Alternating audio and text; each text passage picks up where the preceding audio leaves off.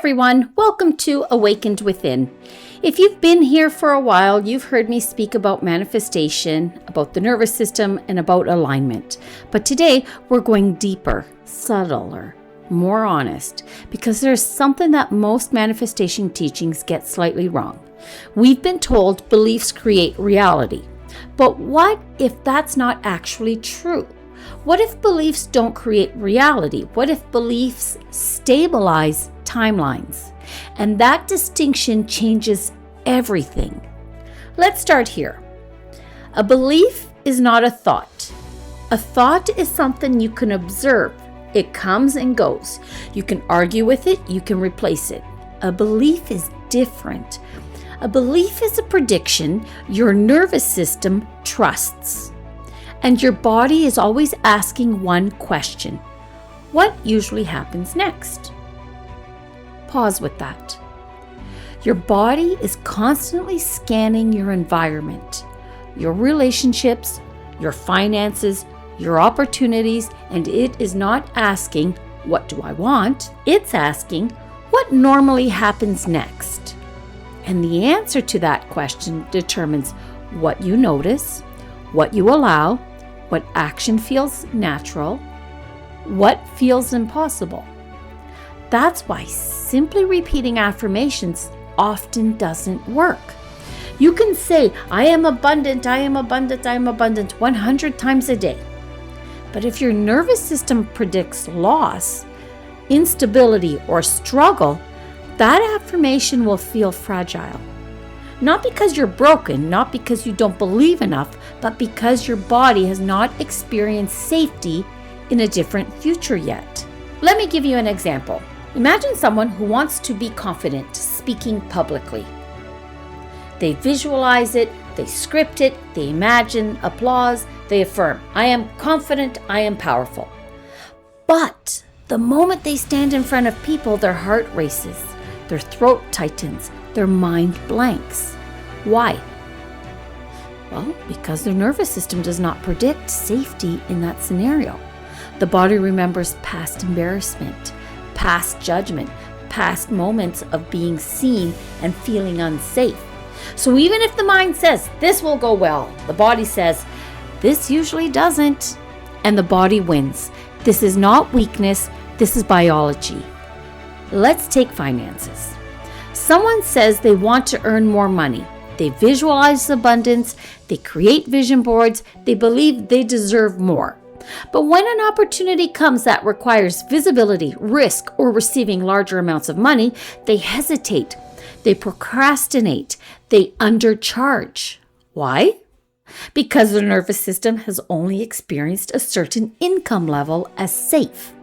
Above that level, the body predicts instability. So it subtly stabilizes the old timeline.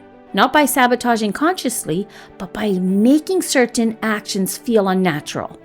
This is how timelines are stabilized. Not by magic, not by fate, but by what your nervous system expects next. Let's talk about relationships. If someone grew up in the environment where love was unpredictable, where conflict followed closeness, the body learns something very specific. Closeness is followed by pain. That becomes the prediction. So when intimacy begins to deepen in adulthood, what happens? The person might pull away, pick a fight, or become distant. Not because they don't want love, but because their nervous system predicts what usually happens next. And it moves them toward the familiar. This is why I say beliefs do not create reality. Beliefs stabilize timelines. They anchor you into the version of reality your body trusts. Now, here's where this becomes empowering. If beliefs are predictions your nervous system trusts, then trying to change them mentally is incomplete. You cannot argue your body into safety. You cannot logic your nervous system into a new future. The sequence is always this: regulation first, belief updates second, timeline shifts follows. Let's slow that down. Regulation first. Regulation means your nervous system experiences safety in that present moment. Not imagined safety, not forced positivity, but real embodied calm. When your body feels safe, it becomes more flexible. When it feels threatened, it becomes rigid. Rigid systems repeat. Flexible systems adapt. If you want a new timeline, your nervous system must become flexible enough to allow it. And that doesn't happen through willpower. It happens through safety, through breath, through grounding, through small experiences of success, through moments where the body learns, okay, this is okay, I survived this, I can handle this. Once regulation happens, belief updates naturally, not through chanting, but through experience. Okay, here's an example. If someone is afraid of being seen and they gently begin showing up in small, safe ways, maybe posting something vulnerable to a trusted group, and nothing catastrophic happens, the nervous system updates. Oh, being seen did not equal danger. That tiny experience shifts the prediction, and when the prediction shifts, the belief shifts. And when the belief shifts, the timeline begins to open. The timeline does not shift because you forced it. It shifts because your body no longer resists it. This is why some people can repeat affirmations for years with little change, while others seem to transform quickly. It's not about intelligence. It's not about worthiness. It's about nervous system capacity.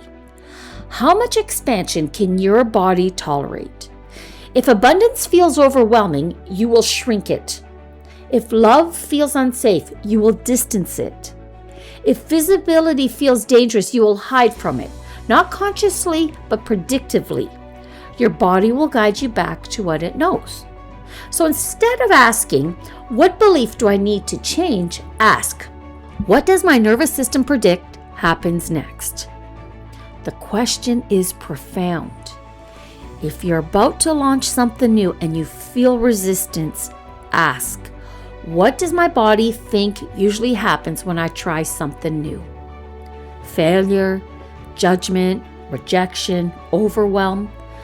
That prediction is the belief.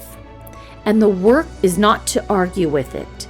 The work is to gently create new experiences of safety. Small ones, tiny expansions, because safety rewrites prediction, and prediction stabilizes timelines.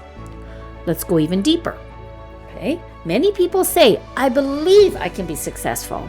But what they actually mean is, I hope I can. Hope is mental. Belief is somatic. If you truly believe success was inevitable, your body would be calm. There would be focus, clarity, movement. When something feels impossible, it's not because it is impossible. It's because your nervous system has never experienced it as safe. Think about learning to drive. The first time you sit behind the wheel, your body is alert, hyper-aware, slightly tense. Over time, driving becomes automatic. Why? Well, because your nervous system has updated the prediction. What usually happens when I drive? Nothing catastrophic. And so now it's stable. The same mechanism applies to wealth, to love, to creativity, to spiritual expansion. You're not manifesting from your thoughts, you are stabilizing from your predictions. This is also why trauma keeps people in loops. If someone has experienced repeated betrayal, their nervous system predicts betrayal. So they notice small signs. They interpret neutral events as threats. They react defensively. And the reaction sometimes creates the very outcome they fear. Not because they manifested negativity, but because their nervous system stabilized the familiar timeline. This is not about blame. This is about awareness, and awareness is power. When you understand that your body is trying to protect you, not sabotage you, everything softens. You stop fighting yourself. You start collaborating with your nervous system. You begin asking, what would help my body feel safe in this new future? Maybe it's slower growth. Maybe it's clearer boundaries, a supportive community. Maybe it's nervous system practices daily. But you don't shame yourself for resistance, you listen to it. Because resistance is information. Now, here's something important. Regulation does not mean you eliminate fear. It means your body can feel fear without collapsing. This is expansion. When your nervous system can tolerate discomfort without shutting down, your range increases. And as your range increases, new timelines become accessible. This is why inner work is not glamorous. It's subtle, it's repetitive, it's patient, but it's powerful. Let me give you one more example. Imagine someone who wants to earn $10,000 a month. Right now they earn $3,000. If $10,000 feels overwhelming, their body will unconsciously keep them around $3,000 to $4,000, even if they believe they deserve more. But if they slowly stretch their capacity, $4,000 feels safe, then $5,000, then $6,000, their nervous system begins stabilizing a new range. Eventually, $10,000 no longer feels shocking. It feels normal. And what feels normal stabilizes. That's the shift. Not magic, not forcing, capacity building. And this is why I say regulation first, belief updates second, timeline shifts follows. If you try to skip regulation, you create inner conflict. If you try to jump timelines without building capacity, your body pulls you back. But if you honor the sequence, change becomes sustainable. So today I want you to reflect on something gentle. Where in your life does something feel impossible? Not difficult, impossible. Now ask yourself, what does my nervous system predict happens next if I move toward that? And instead of trying to change the outcome mentally, ask, how can I create one small experience of safety in that direction? One conversation, one action, one boundary, one visible moment. Tiny, because tiny is believable, and believable becomes stable, and stable becomes reality. This is the deeper work of awakening, not bypassing the body, not overriding fear, but integrating it. Your nervous system is not the enemy of your dreams. It is the gatekeeper of your timelines. And when you build safety within, you awaken new possibilities without force. That is what Awakened Within is about. It's about understanding the mechanics of consciousness through the body. It's about honoring that transformation is biological, not just spiritual. And it's about doing this in a grounded, sustainable way. Now, before we close, I want to speak honestly. For the past 2 years, I have shared so much of this work freely, and I will continue to share deeply here. But I also believe in energetic reciprocity. Energy must move. Giving without receiving eventually creates imbalance. So I have created a deeper workbook that walks you through this process step by step. It will guide you through identifying your nervous system predictions, building regulation practices, and expanding your capacity safely. If you feel called to go deeper, if you are ready not to just understand this, but to embody it, that workbook will be available tomorrow, February the 18th, 2026, on my Patreon. It is an energy exchange. Your support allows me to continue creating, teaching, and holding this space with depth and integrity. And if this message resonated with you, that is your sign. Take what resonates, leave what doesn't. And remember, you are not stuck, you are stabilized, and stabilization can change. I'll see you in the next transmission. Welcome to Awakened Within.